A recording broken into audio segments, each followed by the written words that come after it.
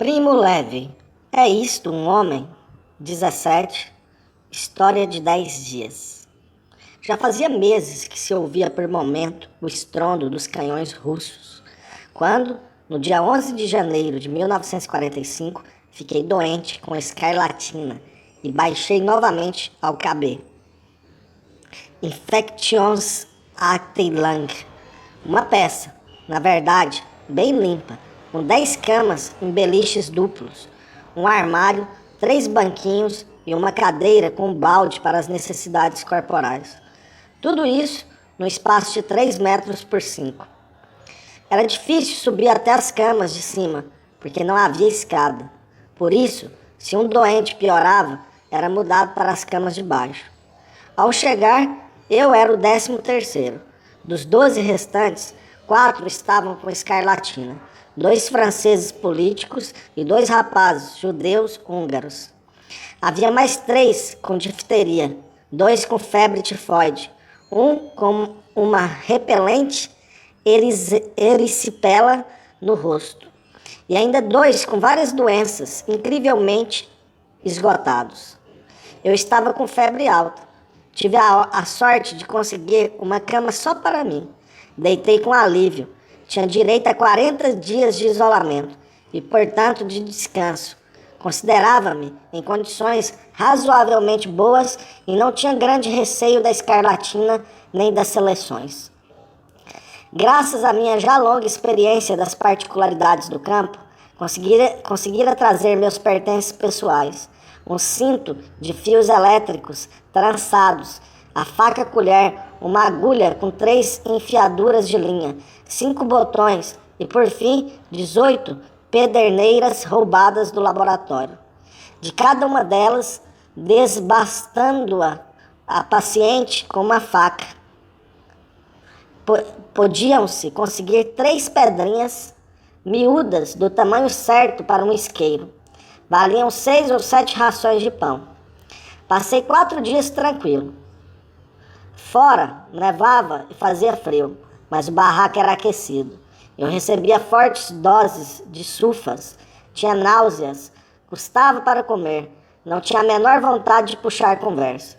Os 2 franceses doentes de escarlatina eram simpáticos, provincianos dos Vosges, chegados ao campo poucos dias antes, com um grande comboio de civis capturados pelos alemães ao se retirarem da Lorena. O mais idoso chamava-se Arthur, era camponês, pequeno e magro. O outro, seu companheiro de beliche, chamava-se Charles, era professor, tinha 32 anos. Em lugar de camisa, deram-lhe uma camiseta comicamente curta. No 5º dia chegou o barbeiro, era um grego de Tessalônica. Falava apenas o bonito espanhol da sua gente, mas compreendia algumas palavras de todas as línguas do campo. Chamava-se Akenazi. Estava no campo havia quase 3 anos. Nem sei como conseguiu o encargo de frisor do KB, já que não falava alemão nem polonês e não era especialmente brutal. Antes que entrasse, eu já o ouvira conversar animadamente no corredor com um médico que era grego também. Me pareceu notar-lhe uma expressão insólita, mas a mímica dos levantinos difere da nossa. Eu não conseguia entender se ele estava assustado ou alegre ou emocionado. Askenazi me conhecia, ou ao menos sabia que eu era italiano. Quando chegou a minha vez, desci trabalhosamente do beliche. Perguntei em italiano se havia algo novo. Ele interrompeu a tarefa, piscou os olhos de maneira solene e significativa, indicou a janela, fez com a mão um largo gesto para o poente. Morgen, Ali camarada Weg, amanhã todos vão embora. Olhou-me um instante de olhos arregalados, como à espera do meu assombro, e repetiu, todos, todos. E recomeçou a trabalhar. Ele sabia das minhas pedrinhas, portanto, barbeou-me delicadamente. A notícia não despertou em mim nenhuma emoção direta. Fazia muitos meses que eu já não conhecia a dor, a alegria, o temor, a não ser desse modo destacado e longínquo do campo, que poderia chamar-se condicional, Se eu tivesse agora, pensei, minha sensibilidade normal, este seria um momento extremamente emocionante. Eu tinha ideias bem claras. Fazia tempo que Alberto e eu prevíamos os perigos que surgiriam nos dias da evacuação do campo e da libertação. Por outro lado, a notícia referida por Askenazi confirmava os últimos boatos, que os russos já estavam em Kzenstochova, 100 quilômetros ao norte, que estavam em Zakopane, 100 quilômetros ao sul, que na fábrica os alemães já preparavam as minas de sabotagem. Olhei um por um os rostos dos meus companheiros de quarto. Estava claro que nem valia a pena informá-los. Responderiam, e daí? E assunto encerrado. Os franceses, porém, eram diferentes, ainda não abatidos pela vida do campo. Vocês sabem? Amanhã o campo vai ser evacuado. Eles me assediaram com perguntas. Para onde? A pé? Os doentes também? E os que não estão em condições de andar? Eu era um velho prisioneiro e compreendia o alemão. Imaginavam que soubesse muito mais do que queria admitir. Eu, porém, não sabia mais nada. Disse e continuaram com as perguntas. Uma droga, claro. Estavam no campo havia poucas semanas. Ainda não tinham aprendido que no campo a gente não faz perguntas. À tarde veio um médico grego. Disse que também, entre os doentes, quem tivesse em condições de andar, receberia roupa e sapatos e partiria no dia seguinte, junto com os sãos, para uma marcha de 20 quilômetros. Os demais ficariam no KB, assistidos por pessoal escolhido entre os doentes menos graves. O médico estava estranhamente risonho, parecia bêbado. Eu conhecia bem, homem egoísta, culto, inteligente e calculista. Disse ainda que todos, sem exceção, receberiam tripla ração de pão e, ouvindo a notícia, os doentes alegraram-se visivelmente. Fizemos algumas perguntas. O que seria de nós? Respondeu que, provavelmente, os alemães nos abandonariam à nossa sorte. Não, ele não acreditava que nos matassem. Devia pensar o contrário e não fazia muita questão de ocultá-lo. A sua alegria já era significativa. Já estava equipado para a marcha. Saiu e os dois rapazes húngaros começaram a falar excitados entre si. Embora convalescentes, estavam ainda muito fracos. Compreendia-se que tinham medo de ficar com os doentes. Preferiam partir com os sãos. Não se tratava de raciocínio. Eu também, se não me sentisse tão fraco, provavelmente seguiria o instinto do rebanho. O terror é especialmente contagioso e o ser apavorado procura, antes de tudo, a fuga. Fora do bloco, percebia-se no campo uma estranha agitação. Um dos húngaros levantou, saiu, voltou meia hora depois, carregando uns trapos imundos. Devia tê-los surrupiado do depósito, onde estavam guardados para desinfecção. Ele e seu companheiro vestiram-se às pressas, entrouxando-se. Notava-se que queriam colocar a si próprios perante o fato consumado, antes de que o medo os fizesse voltar atrás. Era loucura pensar em marcharem, nem que fosse apenas por uma hora, fracos como estavam, na neve e com esses sapatos rotos, arranjados no último instante. Tentei explicar, olharam-me sem responder, com olhos de bichos assustados. Só por um momento pensei que talvez pudesse estar com a razão. Saíram desajeitadamente pela janela. Vi-os, sombras disformes, vacilar fora na noite. Não voltaram. Só bem mais tarde soube que, não conseguindo prosseguir, foram abatidos pelos SS poucas horas depois do início da marcha. Eu também, claro, precisaria de um par de sapatos. Passou uma hora, porém, antes que conseguisse vencer a náusea, a febre e a inércia. Encontrei um par no corredor. Os prisioneiros sãos tinham saqueado o depósito de sapatos pertencentes aos doentes, escolhendo os melhores. Os sapatos restantes, rotos, desencontrados, de solas furadas, estavam espalhados pelos cantos. Foi lá que encontrei Cosma, um alsaciano. Antes da captura, fora correspondente da Reuters em Clermont-Ferrand.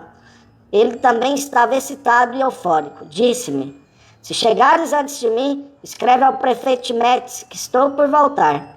Sabia-se que Cosman tinha ligações com os proeminentes. Portanto, seu otimismo me pareceu bom sinal e o aproveitei para justificar minha inércia perante mim mesmo. Escondi os sapatos e tornei a deitar. Bem tarde da noite veio ainda o médico grego, de mochila nas costas e manta. Atirou no seu beliche uma novela francesa. Pega, italiano, lê. Pode me devolver quando nos tornarmos a ver. Ainda hoje odeio por esta frase. Ele bem sabia que estávamos condenados. Por fim chegou Alberto, desafiando a proibição. Falou-me pela janela. Era meu companheiro inseparável. Nós dois éramos os dois italianos. Em geral, os outros trocavam nossos nomes. Fazia 6 meses que compartilhávamos a cama e cada grama de comida extra que conseguíamos. Ele tivera escarlatina quando criança e eu não chegara a contagiá-lo. Portanto, ele foi embora e eu fiquei. Despedimos-nos. Não havia necessidade de muitas palavras, porque cada um já sabia tudo do outro. Não acreditávamos que ficaríamos separados por muito tempo. Alberto encontrara um par de sólidos sapatos de couro, em estado razoável. Ele era dos que encontram logo tudo que precisam. Ele também estava alegre e confiante como todos os que partiam. Compreendia-se bem isso. Algo grande e novo estava por acontecer. Percebia-se, por fim, ao redor de nós, uma força que não era a da Alemanha. Sentiam-se fisicamente os estalos de todo esse mundo maldito que estava por desmoronar. Ou, pelo menos, isso sentiam os sãos, que, embora cansados e esfomeados, podiam se mexer. Quem está esgotado demais, nu, descalço, pensa e sente de outra maneira. E o que dominava nossas mentes era a sensação paralisante de sermos totalmente inertes aos caprichos do azar. Todos os sãos, a não ser uns poucos, que atendendo sábios conselhos, no último instante tiraram a roupa e sumiram em algum beliche da enfermaria. Partiram na noite do dia 18 de janeiro de 1945. Eram uns 20.000, procedentes de vários campos. Quase todos desapareceram durante a marcha de evacuação. Alberto entre eles. Talvez um dia alguém escreva a sua história. Nós ficamos em nossos beliches, sozinhos com nossas doenças e com nossa inércia mais forte que o medo. Em todo o Cabé éramos talvez uns 800. No entanto, 4, 11, cada um numa cama, a não ser Charles e Arthur, que dormiam juntos. Apagara-se o ritmo da grande engrenagem do campo. Começaram para nos 10 dias fora do mundo e do tempo. 18 de janeiro. Durante a noite da evacuação, as cozinhas do campo ainda continuaram funcionando e na manhã seguinte foi feita a última distribuição de sopa na enfermaria. A central de aquecimento foi abandonada. Nos blocos restava ainda um pouco de calor, mas a cada hora que passava a temperatura ia baixando. Compreendia-se que em breve sofreríamos com o frio. Fora a temperatura, deveria estar 20 graus abaixo de zero. A maioria dos doentes só tinha camisa. Alguns, nem isso. Ninguém sabia qual era a nossa condição. Alguns SS tinham ficado. Algumas torres de guarda ainda estavam ocupadas. Por volta do meio-dia, um sargento SS passou pelos blocos. Nomeou em cada um deles um chefe de bloco escolhido entre os não-judeus que sobravam e mandou que fosse feita imediato uma lista dos doentes, discriminando os judeus e os não-judeus. Tudo parecia bem claro. Não era de estranhar que os alemães conservassem até o fim sua mania nacional pelas classificações. Nenhum judeu acreditou a sério que estaria vivo no dia seguinte. Os 2 franceses não compreendiam nada e estavam assustados. Traduziu-lhes a contragosto o que dissera o SS. Irritava-me o seu medo. Não fazia nem um mês que estavam no campo. Ainda não sabiam o que era a fome, nem eram judeus, e mesmo assim tinham medo. Houve ainda uma distribuição de pão. Passei a tarde lendo o livro que o médico me deixara. Era um livro interessante. Ainda me lembro dele com uma estranha exatidão. Visitei o setor ao lado do nosso à procura de cobertores. Vários doentes tinham tido alta. Seus cobertores estavam disponíveis. Levei alguns bem pesados. Ao saber que os cobertores vinham do setor dos disentéricos, Arthur resmungou. Não precisava dizer isso. Realmente estavam manchados. Quanto a mim, pensava que, em todo caso, em vista do que nos esperava, seria melhor dormirmos bem abrigados. A noite chegou cedo, mas a luz elétrica ainda funcionava. Vimos com passivo espanto que no canto do bloco estava um SS armado. Eu não tinha vontade de falar. Como já disse, meu temor era apenas externo, hipotético. Continuei lendo até tarde. Não havia relógios. Deviam ser 11 da noite quando todas as luzes se apagaram, até as dos holofotes nas torres de guarda. Viam-se ao longe os feixes de luz da artilharia antiaérea. No céu escuro floresceu de repente um buquê de luzes violetas que ficaram um tempo imóveis, iluminando intensamente a terra. Ouvia-se o barulho dos aviões. Logo começou o bombardeio. Não era novidade para nós. Desci do beliche, calcei os sapatos, esperei. Parecia longe, talvez sobre Auschwitz. Houve, porém, uma explosão bem perto. Nem deu tempo de articular um pensamento e já veio outra e outra de arrebentar os tímpanos. Barulho de vidraças quebradas, o bloco oscilou. Caiu no chão a colher que eu guardava fincada numa fresta das tábuas da parede. Logo apareceu o que acabara. Cagnolati, um jovem camponês, ele também do Voges, não deve nunca ter assistido a um bom bombardeio. Saiu nu da cama, encolheu-se num canto gritando. Poucos minutos depois, ficou claro que o campo tinha sido atingido. 2 blocos estavam queimando violentamente, mas 2 haviam sido aniquilados. Eram, porém, blocos vazios. Chegaram doentes às dúzias, nus e miseráveis, de outro bloco ameaçado pelo fogo. Pediam abrigo. Impossível recebê-los. Insistiram, suplicaram, ameaçaram em várias línguas. Tivemos que barricar a porta. Arrastaram-se para o outro lado, na luz das chamas, descalços, na neve derretida. Muitos puxavam atrás de si as ataduras soltas.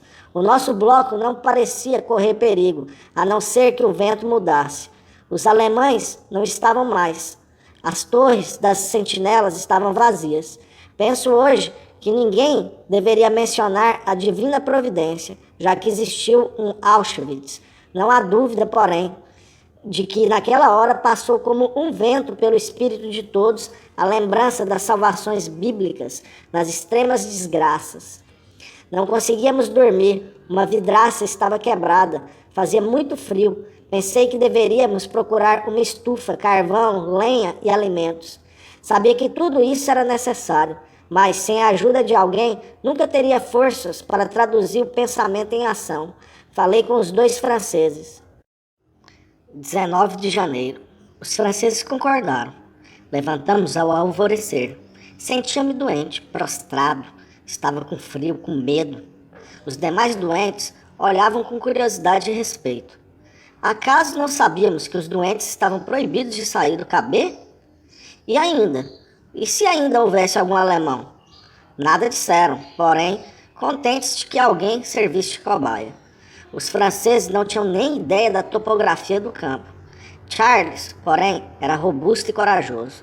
Arthur era esperto, com o bom senso prático do camponês. Saímos no vento de uma gélida manhã de cerração, envoltos em cobertores. O que vimos não se parece com outro espetáculo que eu tenha visto ou ouvido relatar. O campo, recém-morto, já estava se decompondo. Nada mais de água e luz. Portas e janelas quebradas batiam com o vento. Rangiam as chapas soltas dos telhados. No alto, ao longe, voavam as cinzas do incêndio. A obra das bombas somava-se à obra dos homens. Esfarrapados, vacilantes, esqueléticos, os doentes que estavam em condições de se movimentar arrastavam-se por todas as partes como uma invasão de vermes em cima da terra endurecida pelo gelo. Revistaram todos os blocos vazios à procura de alimentos e lenha. Violaram com fúria insensata os quartos dos odiados chefes de bloco, grotescamente enfeitados, onde até o dia anterior um halfling qualquer não podia entrar. Incapazes de conter suas excreções, sujaram tudo, poluindo a preciosa neve, agora a única fonte de água para todo o campo. Ao redor das ruínas fumegantes dos blocos queimados, grupos de doentes estavam deitados para aproveitar o resto de calor. Outros assavam nas brasas batatas achadas quem sabe onde e olhavam ao redor de si com olhar feroz. Poucos tiveram força para acender um verdadeiro fogo sobre o qual fazer derreter a neve em recipientes arranjados por aí. Fomos às pressas até as cozinhas, mas as batatas haviam quase acabado. Enchemos 2 sacos que confiamos a Arthur. Entre os destroços do bloco dos proeminentes, achamos, por fim, o que estávamos procurando, uma pesada estufa de ferro com os canos ainda aproveitáveis. Charles trouxe um carrinho de mão. Carregada a estufa, coube a mim levá-la até o bloco, enquanto Charles voltava aos sacos de batatas. Encontrou Arthur desmaiado por causa do frio. Carregou os 2 sacos e, uma vez assegurados estes, tornou a cuidar do amigo. Eu, mal aguentando-me de pé, procurava levar o pesado carrinho. Ouviu-se um barulho de motor. Um SS de motocicleta entrou no campo. Como sempre, ao ver um desses rostos duros, mergulhei no terror e no ódio. Já era tarde para me esconder. Eu não queria largar a estufa.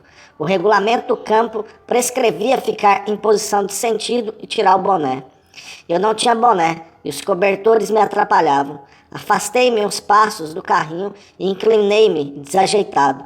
O alemão seguiu adiante sem me ver. Deu uma volta atrás de um bloco e foi embora. Só mais tarde eu soube qual perigo correra. Alcancei por fim o limiar do nosso bloco. Deixei a estufa nas mãos de Charles. O esforço me deixara sem fôlego. Grandes manchas pretas dançavam diante de meus olhos. Tratava-se agora de instalar a estufa. Nós 3 estávamos com as mãos duras de frio. O ferro gelado grudava-se à nossa pele. Era urgente, porém, que a estufa funcionasse para aquecer-nos e para cozinhar as batatas.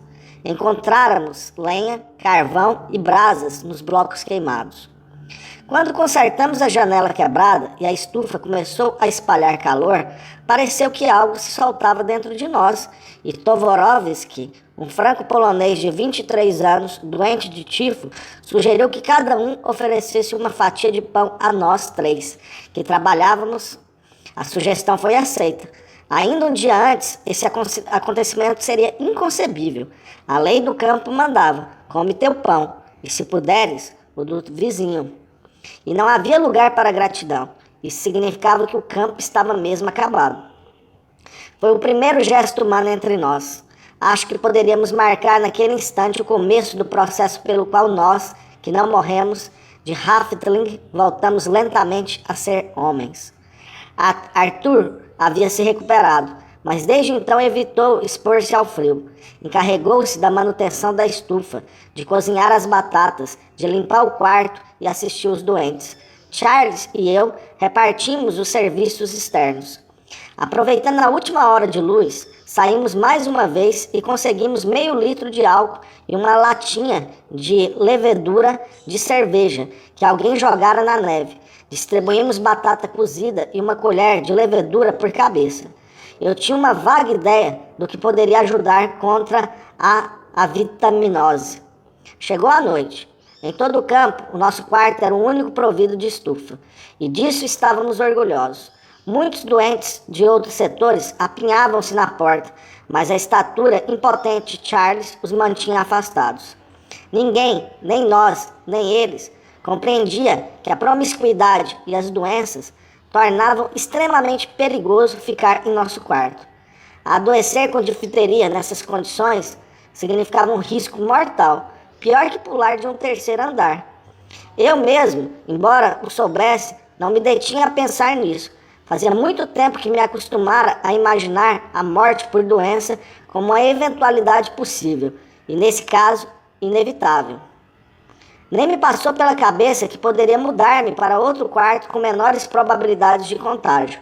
Aqui estava a estufa, fruto do nosso trabalho, irradiando uma tepidez maravilhosa. Aqui eu tinha minha cama. Aqui, por fim, alguns laços já uniam os 11 doentes do Infection Sablett-Lung. Ouvia-se, de tempo em tempo, perto e longe, um fragor de artilharia, um matraquear de metralhadoras. Na escuridão, quebrada apenas pelo vermelhar das brasas, Charles, Arthur e eu ficávamos sentados fumando cigarros feitos com umas ervas aromáticas achadas na cozinha e falando de muitas coisas, passadas e futuras. No meio da planície interminável, cheia de gelo e guerra, nesse quartinho escuro fervilhando germes, sentíamos-nos em paz conosco e com o mundo. Estávamos mortos de cansaço, mas parecia-nos ter feito algo útil depois de tanto tempo. Talvez como Deus após o primeiro dia da criação. 20 de janeiro. Veio a aurora. Era o meu turno para acender a estufa. Além da debilidade geral, as juntas doendo lembravam-me a cada instante que a minha escarlatina não se fora. A ideia de mergulhar mais uma vez no ar gelado, à procura de fogo nos outros blocos, fazia-me arrepiar. Lembrei-me das pederneiras. Molhei um papel com álcool, pacientemente raspei de uma pederneira um montinho de pó preto. Logo respirei mais forte a pederneira com a faca.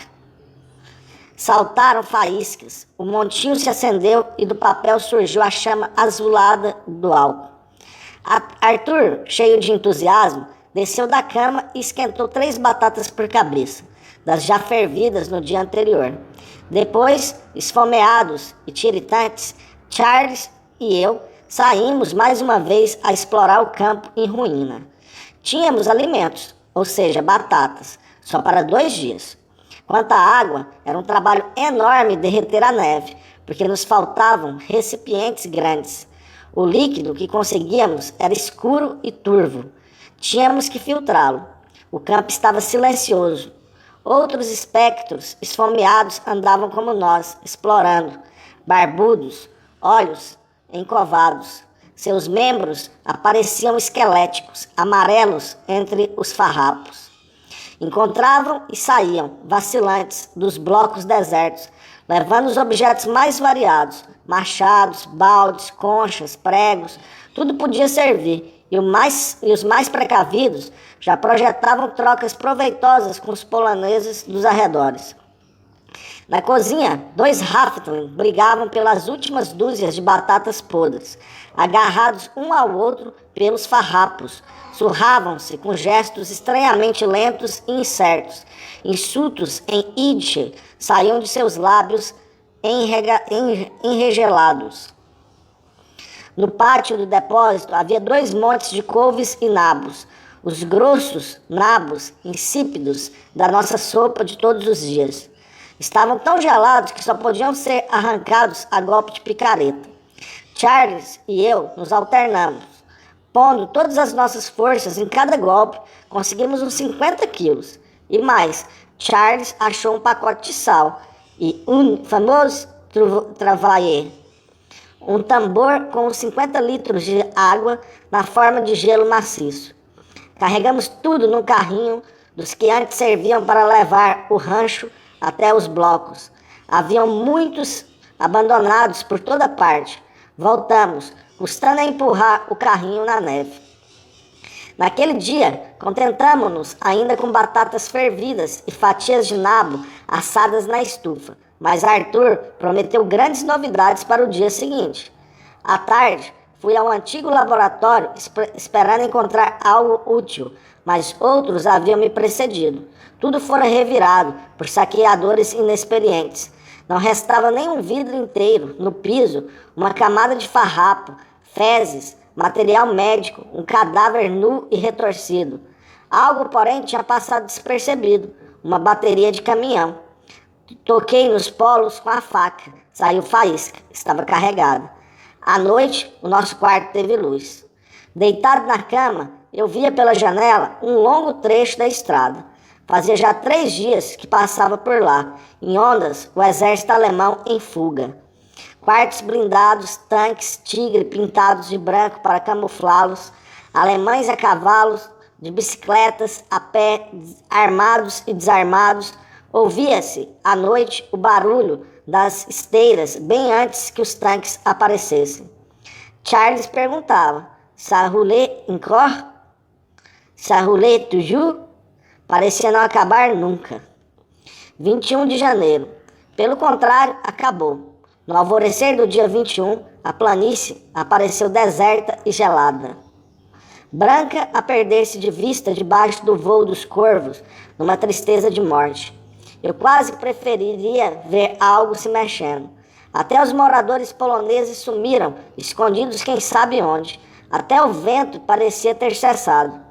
Eu só desejava ficar na cama, debaixo dos cobertores, abandonar-me à prostração total dos músculos, nervos, vontade, esperar que tudo acabasse. Os que não acabasse, dava no mesmo. Charles, porém, já acendera a estufa. O homem Charles, ativo, confiante, amigo, e me chamava ao trabalho. Vai aí, primo. Descends-toi de là out.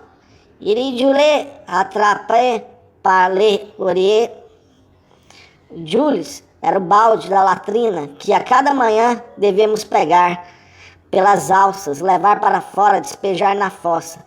Era esse o primeiro trabalho do dia, um trabalho nada agradável, porque não havia como lavar as mãos e 3 de nós estávamos com tifo. Devíamos cozinhar as couves e os nabos. Eu fui procurar lenha, Charles juntar neve para derreter e Arthur mobilizar os doentes que conseguiam ficar sentados para que ajudassem na limpeza das verduras. Tovarovsky, Sertelet, Alcalai e Schenck atenderam a chamada. Também Sertelet era camponês dos Vogs. Tinha 20 anos, parecia estar bem, mas a sua voz, dia a dia, ia tomando uma sinistra inflexão nasal, lembrando-nos que a difteria raramente perdoa. Alcalai era um vidraceiro judeu em Toulouse. Tranquilo, cordato, sofria de erisipela no rosto. Schlenk era um comerciante eslovaco, judeu. Convalescente de tifo, tinha um apetite formidável.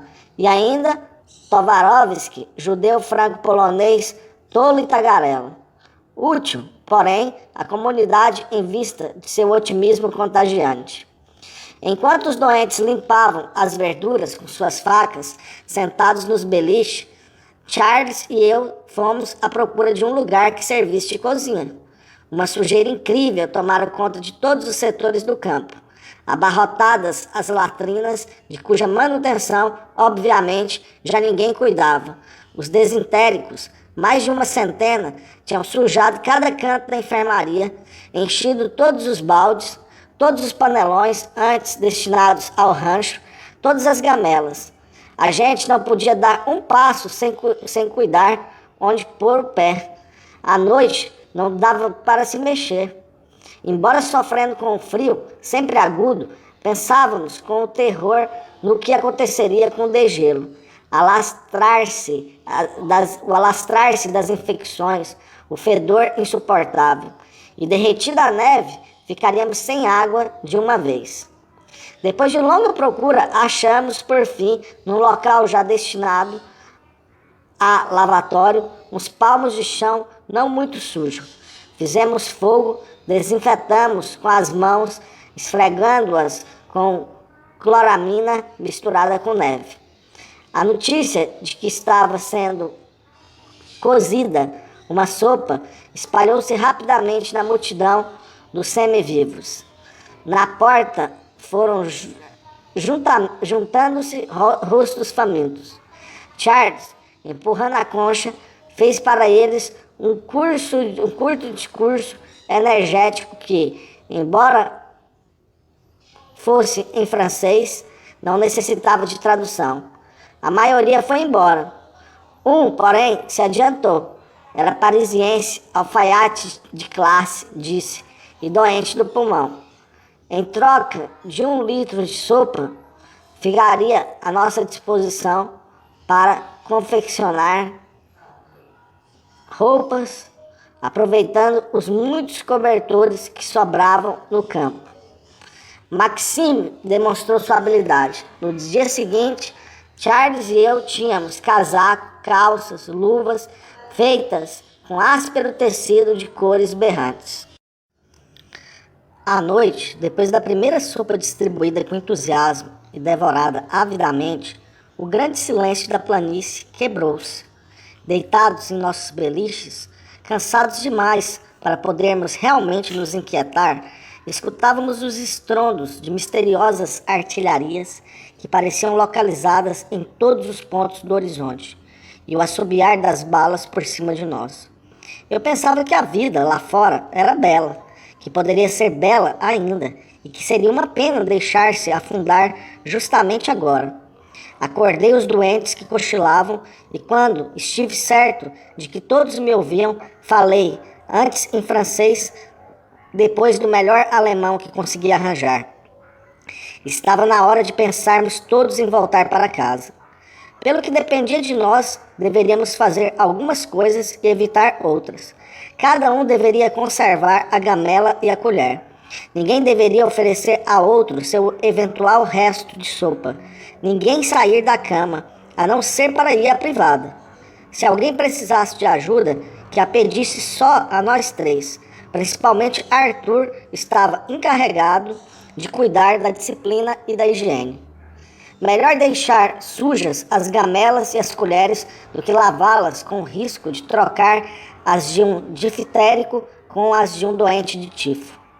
Tive a impressão de que os doentes já estavam indiferentes demais para ligar aos meus conselhos, mas confiava no zelo de Arthur.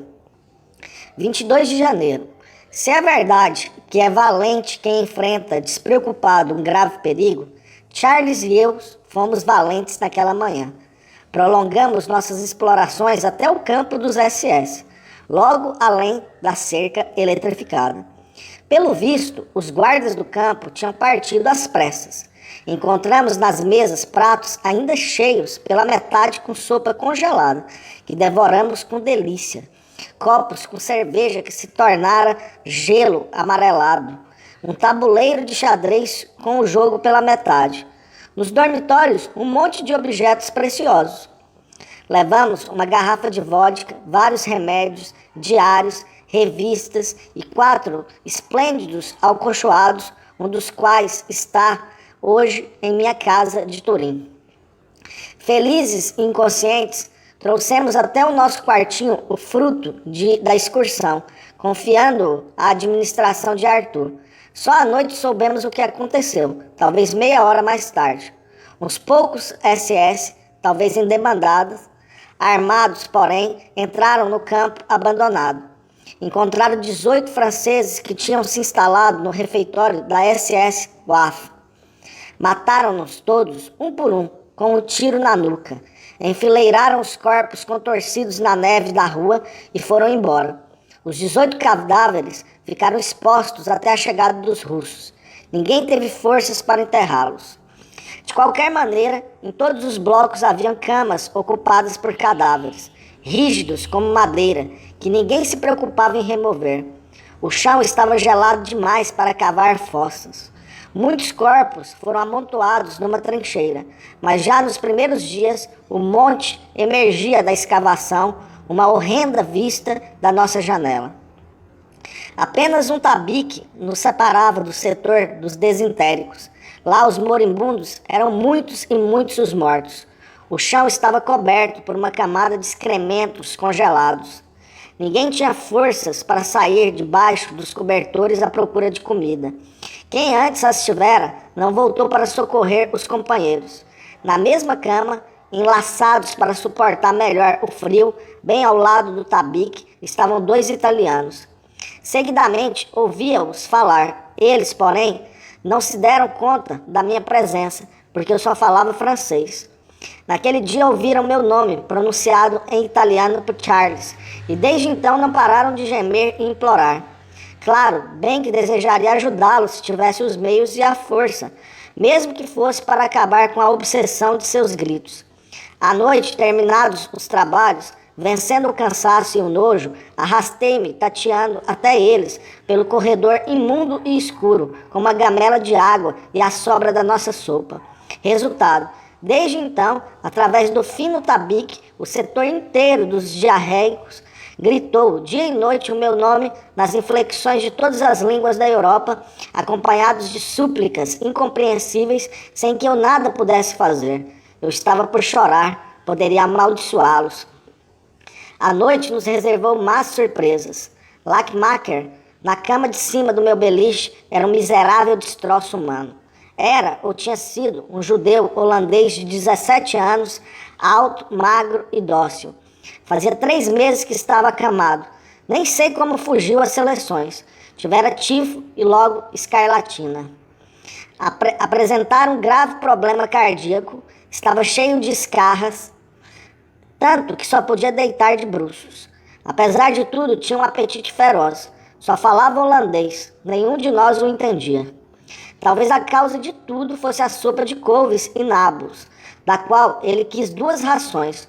No meio da noite queixou-se, atirou-se da cama, tentou chegar à privada, mas estava fraco demais, caiu no chão, chorando e gritando. Charles ligou a luz. A bateria confirmou-se providencial e constatamos a gravidade do caso. A cama do rapaz e o chão estavam sujos. No quarto, em breve, o cheiro das fezes tornou-se insuportável. Tínhamos apenas uma pequena reserva de água. Faltavam-nos cobertores e colchões sobressalentes. O coitado, doente de febre tifoide, era um foco terrível de infecção. Em todo caso, não podíamos deixá-lo ali a noite toda, gemendo e batendo o queixo no meio da sujeira. Charles saiu da cama e vestiu-se em silêncio. Enquanto eu segurava a luz, ele cortou fora, com a faca, todas as partes sujas do colchão e dos cobertores. Levantou o Lackmacher do chão com cuidado maternal, limpou-o como pôde, com palha retirada do colchão, colocou-o de volta na cama, na única posição na qual o coitado podia deitar, raspou o chão com um pedaço de chapa, dissolveu um pouco de cloramina, por fim salpicou tudo com desinfetante, inclusive a si próprio. Eu avaliava a sua abnegação pelo cansaço que deveria suportar se fizesse o que ele fez. 23 de janeiro. Nossas batatas haviam acabado. Fazia dias que corria pelos blocos o boato de um enorme silo cheio de batatas situado em alguma parte, não muito longe, além da cerca. Algum pioneiro desconhecido teria dado pacientes buscas? Ou havia quem conhecesse o lugar certo? O fato é que na manhã do dia 23, um trecho de cerca estava derrubado e uma dupla procissão de miseráveis saía e entrava pela abertura. Charles e eu partimos no frio da planície lívida. Cruzamos a cerca. E aí, primo, estamos fora? Era verdade. Pela primeira vez, desde o dia da minha chegada, eu estava livre, sem guardas armados, sem que arames farpados me separassem da minha casa.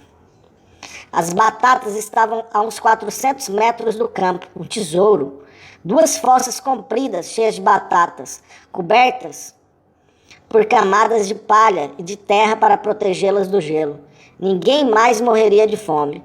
Extrair as batatas não era um trabalho fácil. Por causa do gelo, a terra estava dura como mármore. Precisava-se dar duro com a picareta para furar a crosta e destapar o depósito. A maioria de nós, porém, preferia entrar pelos furos deixados pelos outros, penetrar profundamente na abertura e alcançar as batatas aos companheiros que esperavam fora. Um velho húngaro tinha sido colhido lá pela morte.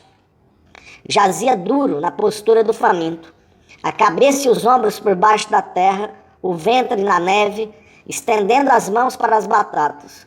Os que chegaram depois afastaram um pouco o cadáver e, desobstruída a abertura, retomaram o trabalho. Desde então, nossa alimentação melhorou. Além das batatas cozidas e da sopa de batatas, oferecemos aos nossos doentes bolinhos de batatas, receita do Arthur. Ralávamos batatas cruas, misturando-as com batatas cozidas e esmagadas. Assávamos a mistura na chapa. Tinha um sabor de fuligem. Sertelete, porém, não pôde aproveitar os bolinhos. Piorara. Falava em tom cada vez mais nasal. Naquele dia, já não conseguiu engolir alimento algum. A sua garganta estava trancada. Cada bocado arriscava sufocá-lo. Fui à procura de um médico húngaro que, doente, ficara no bloco em frente ao nosso. Ao ouvir falar em difteria, deu uns passos atrás e mandou sair. Por motivos unicamente psicológicos, fiz todos instilações nasais de óleo canforado. Assegurei a Sertelete que o aliviariam. Eu mesmo tentava me convencer disso. 24 de janeiro. Liberdade. A abertura na cerca de arame farpado dava-nos a imagem concreta da liberdade. Pensando bem, isso significava nada mais de alemães, de seleções, de trabalho, de pancadas, de chamadas e talvez, mais tarde, o retorno. Custava-nos, porém, convencer-nos disso e ninguém ainda tinha tempo de alegrar-se. Ao redor de nós, tudo era destruição e morte. O monte de cadáveres na frente da nossa janela transbordava fora da escavação. Apesar das batatas, estávamos todos extremamente fracos. Os doentes do campo não saravam. Muitos, pelo contrário, adoeciam de pneumonia e disenteria. Os que não estavam em condições de se mexer, ou aos quais faltava energia para isso, jaziam entorpecidos nos beliches, duros de frio, morriam e ninguém se dava conta. Todos os demais estavam terrivelmente cansados. Depois de meses e anos de campo de concentração, não são batatas que podem devolver a força a um homem. Depois de cozida a sopa, Charles e eu arrastávamos o panelão de 25 litros do lavatório até o quarto. Tínhamos que jogar-nos logo ofegantes na cama. Arthur fazia a distribuição, cuidando para que sobrassem as 3 rações de rabiot pour le travail a um resto pour les italiens d'à côté. No segundo quarto das doenças infecciosas, ao lado do nosso e habitado na maioria por tuberculosos, a situação era bem diferente. Os que puderam mudaram-se para outros blocos. Os doentes mais graves, os mais fracos, acabavam-se um a um em solidão. Uma manhã, entrei lá para pedir emprestada uma agulha. Um doente agonizava numa das camas de cima. Ouviu-me, ergueu-se, debruçou-se na borda de cabeça para baixo, com o busto e os braços rígidos, brancos os olhos. O da cama inferior estendeu os braços, instintivamente para segurá-lo. Compreendeu então que o outro estava morto.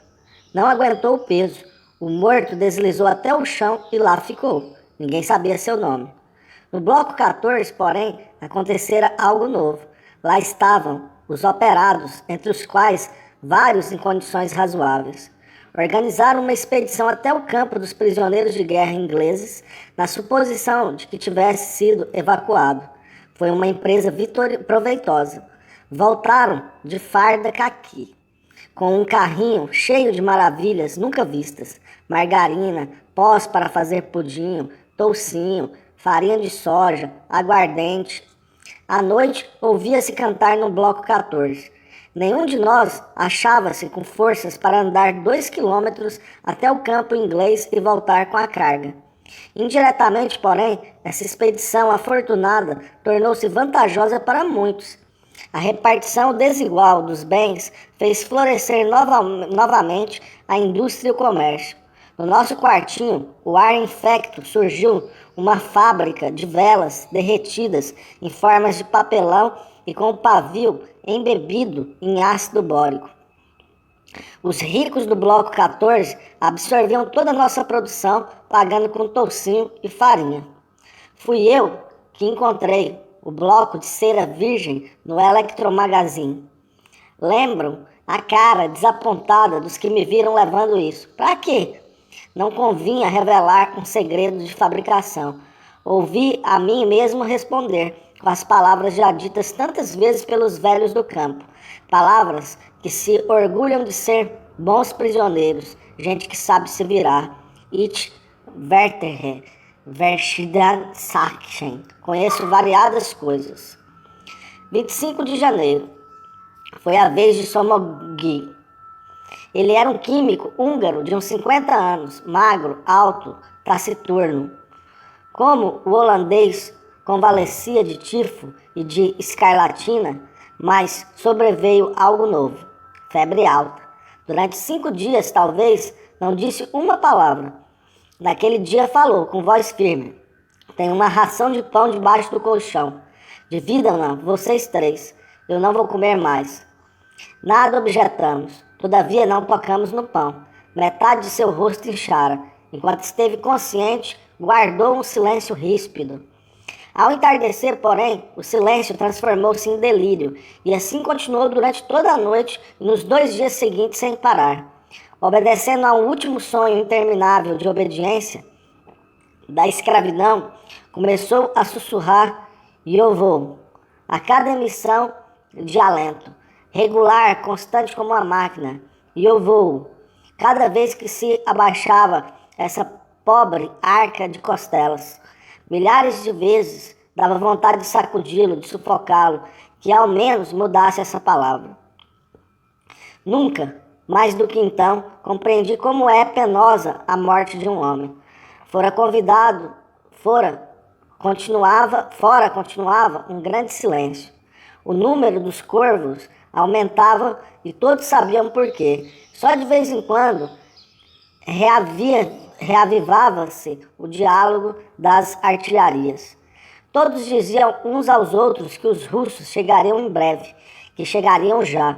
Todos proclamavam, todos estavam certos disso, mas ninguém conseguia aceitá-lo tranquilamente em seu íntimo, porque nos campos perde-se o hábito de esperança e até a confiança no próprio raciocínio. No campo, pensar não serve para nada, porque os fatos acontecem, em geral, de maneira incompreensível. Pensar é também um mal, porque conserva viva uma sensibilidade que é fonte de dor, enquanto uma clemente lei natural embota essa sensibilidade quando o sofrimento passa de certo limite. A gente cansa da alegria, do medo, até da dor. Cansa também da espera.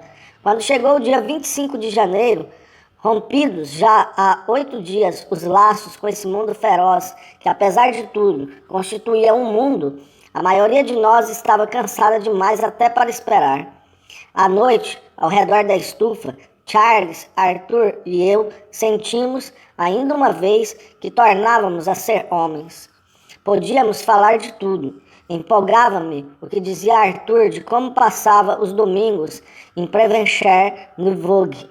Charles chegou quase a chorar quando contei a história do armistício na Itália, do início confuso e desesperado da guerrilha, do homem que nos traiu, de como fomos capturados nas montanhas. Na escuridão, atrás de nós, os 8 doentes não perdiam uma sílaba do que dizíamos, mesmo aqueles que não compreendiam francês. Apenas Somogy teimava em confirmar a sua obediência à morte. 26 de janeiro. Jazíamos no mundo de mortos e de fantasmas.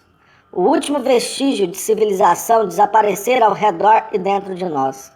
A obra de embrutecimento, empreendida pelos alemães triunfantes, tinha sido levada ao seu término pelos alemães derrotados. É um homem quem mata, é um homem quem comete ou suporta injustiças. Não é um homem que, perdida já toda a reserva, compartilha a cama com o cadáver. Quem esperou que seu vizinho acabasse de morrer para tirar-lhe um pedaço de pão está mais longe, embora sem culpa, do modelo do homem pensante do que o pigmeu mais primitivo ou o sádico mais atroz. Uma parte da nossa existência está nas almas de quem se aproxima de nós. Por isso, não é humana a experiência de quem viveu dias nos quais o homem foi apenas uma coisa ante os olhos de outro homem. Nós 3 ficamos em grande parte imunes a isso e por essa razão nos devemos gratidão recíproca. Minha amizade com Charles resistirá ao tempo.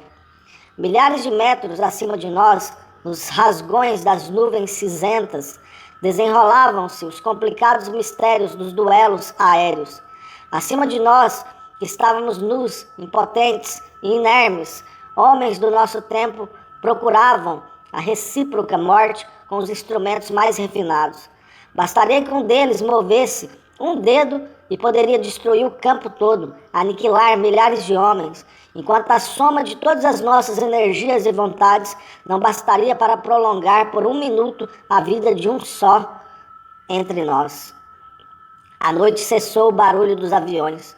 O quarto tornou a se encher com o monólogo de Somogui. De repente, encontrei-me desperto no escuro. La Pavio emudecera, acabara. No último espasmo de vida, jogara-se do beliche. Ouvi o baque dos joelhos, dos quadris, dos ombros, da cabeça. La morte, la chasse de son lit. A morte enxotou da cama, definiu Arthur. Claro que não poderíamos levá-lo para fora durante a noite. Só nos restou pegar no sono outra vez. 27 de janeiro. O alvorecer, no chão, a horrível desordem de membros enrijecidos. A coisa Somogui. Há trabalhos mais urgentes a fazer. Não podemos lavar-nos, não podemos tocar neles antes de termos cozinhado e comido. E além disso, nada mais nojento que os transbordamentos, diz com razão Charles. Devemos esvaziar a latrina. Os vivos são mais exigentes, os mortos podem esperar. Iniciamos nosso trabalho como sempre.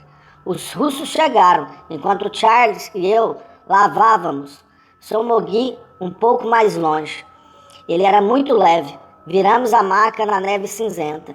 Charles tirou o boné. Eu senti não ter boné para tirar. Dos 11 da Infectiosablezlung, Somogui foi o único que morreu nesses 10 dias. Sertelet, Kagnalit, Tovarovsky, Lachmacher e Dorget.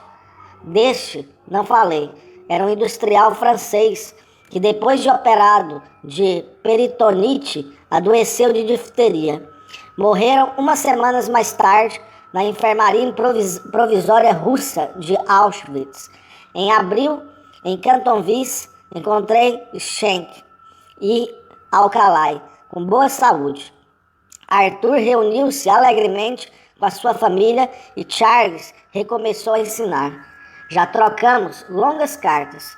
Espero poder revê-lo algum dia. A Vigliana Turin, dezembro de 1945, janeiro de 1947.